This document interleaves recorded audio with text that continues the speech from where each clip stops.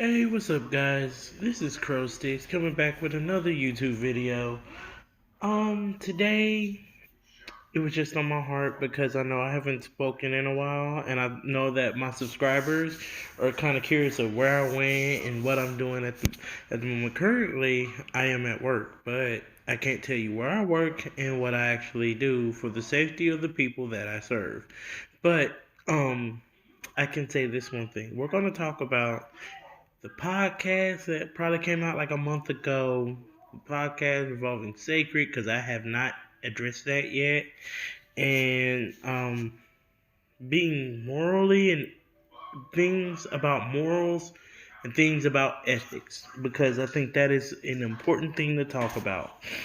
Like, now, what I can say is, if we're going to talk about the nappy situation in a total light, morally and ethically, from what you guys think, because it's how your thought process is how you're taught.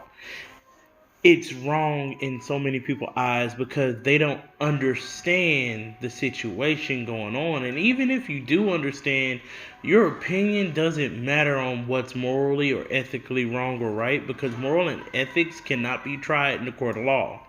What can be tried is people's actions.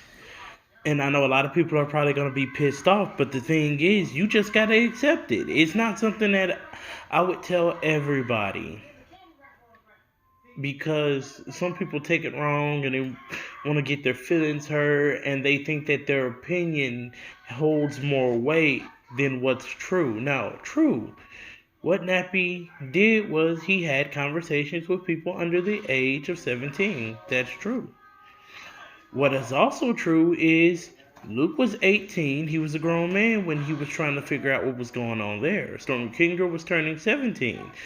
Everything was going on, and Nappy never ever pressured any one of them into a relationship. You can't even say that with Callum, because of the fact that all Nappy said was, "Hey, I like you, but you're also my business partner. So either we can make this a relationship, or we have to quit doing business with each other." Okay, that's perfectly fine. He didn't say that he was going to send his subscribers or have him attacked. He never did. None of that. He never did a single thing of that. So because of that, we have to understand that he's not working on the same moral pattern that you or anyone else is, because of how you're taught and what laws that you follow and abide by or anything like that. But let me tell you, morals and ethics are taught. They are never ever something that was instinctual. You have to be taught a certain way. Just like in America, you're taught to be monogamous. You're not taught to have 1,700,000 women. You're taught to have one. So, for women in America, it is morally and ethically wrong to have somebody on the side, or have a side piece or a second wife, anything like that. We can equate this to many things. We can sit here and say that it is morally and ethically wrong to wash your behind before you take a shower. I mean, before you go to the bathroom. You can say that's morally and ethically wrong. You could say that because you don't like black folks, that's morally and ethically wrong. It can become racial. You have to understand that your morals and your ethics are taught. And I don't think anybody has said that in this whole entire conversation. Now, talking about the podcast that I listened to, I do not remember the name, but they were talking about what was morally and ethically wrong, and they were talking about trying to equate it to a crime and all that kind of stuff. When you look in the law books, none of the things he did was a crime. Moral and ethics are something that do not come into play when it comes to the court of law and crimes and such. And so because of that, you have to let that go. He's untouchable, and that's the issue everyone's having, is because he's untouchable, everybody's so upset. They're still upset to this day. And like, I've watched some of Nappy's videos and I've seen all the positive feedback, but I know that also the people that are spreading all the hate, he's got a bunch of keywords that block your comments and such like that. And I mean, he has every right to do such. It's his channel. It's YouTube. It is something he made for himself. Us as the content watchers, I mean, We really can't have no say. Okay, everybody complaining like he came back like nothing happened. That's something that you do not address. I mean, for the sake of your subscribers and for the sake of everyone else, it's better sometimes just to leave it alone and let it blow over and let bygones be bygones. And you just gotta understand you can't hang or coexist or anything with with them groups of people. Um, we can go on Sacred and his podcast where he was telling everybody to shut up. Well, if you wanted everybody to shut up, here's the key. You should have never posted it in the first place, because once you put that shit out there, you by yourself allowed us to voice our opinions, make our own videos, get all the proof and everything like that, because you use social media as a weapon. And you know what happens when you use social media as a weapon? Everybody else is going to use it as a weapon against you. And you didn't realize that. None of you guys did. And I love all of you guys. By the way, Sacred, I did watch your videos. I still do, actually. And no, I'm not an empty subscriber you got from Nappy. You got somebody legit from Nappy. Literally. I used to literally have your stuff running on in the background if I needed to go to bed, or if I was doing homework, or if I felt like I wanted to watch your videos, I watched your videos. You didn't get a dry view from me. And that goes for a lot of people. We weren't just dry viewers. That's how you feel. And you have the right to feel that way. But I'm telling you that that feeling is also created by the fact that you got a lot of fucking shots sent your way, from me included, because you blocked me. You blocked me on social media. I'm pretty sure you probably gonna block me on YouTube. I can find you on Instagram. You probably gonna block me there. And I mean, you have every right to do such. But I'm pretty sure you're gonna see this video and you're probably gonna get mad or probably say something about it, or you're probably gonna say something on my friends' stuff. But at the end of the day, I'll tell you what.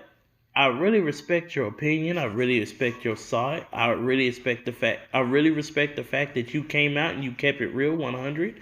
And I mean, I'm still a subscriber. I love your fucking videos. Is it the same as Nappy's? No, because you don't have his charisma. You don't have his ability to create your own voices.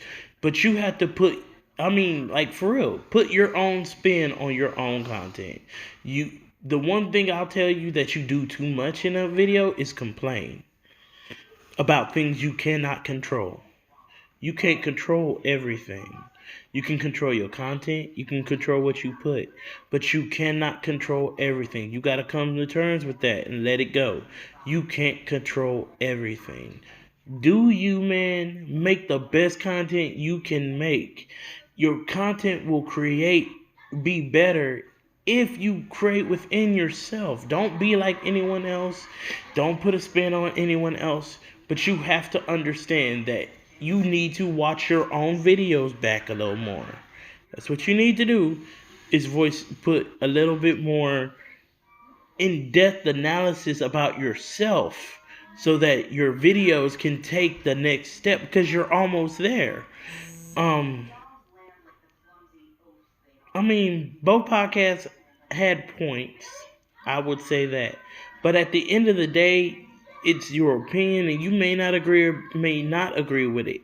Your whole entire thought process is something that you were taught or that you learned through society. It's not something that is in a book. You can't be taught morals. You cannot be, I mean, you're not born with morals.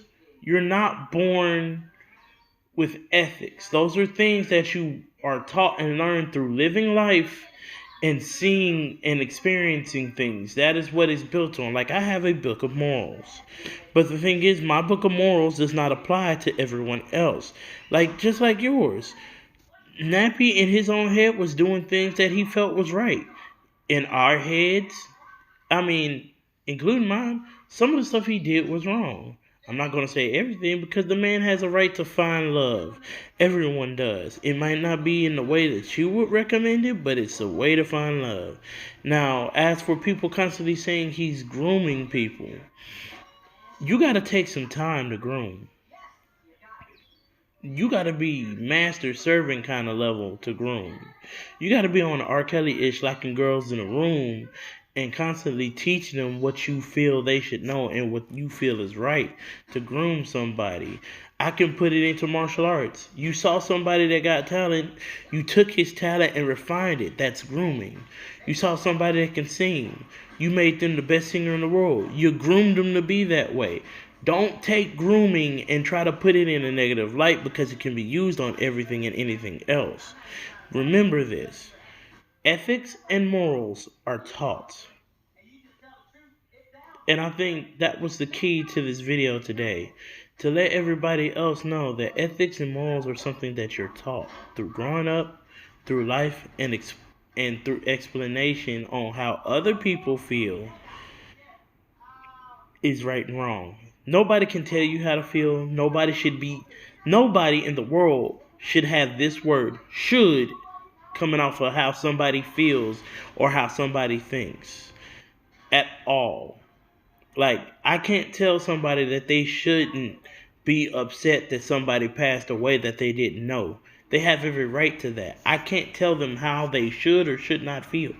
That's anybody. So for people to constantly use should in a context are people that want to have constant control and they don't see it in their own mind. I can't control anybody. So for me, I should not be using should as a command word to make somebody feel or think a certain way. I have to give them that freedom. But you know what? Just talking out the side of my neck. This has been Crow Sticks. You have a great day.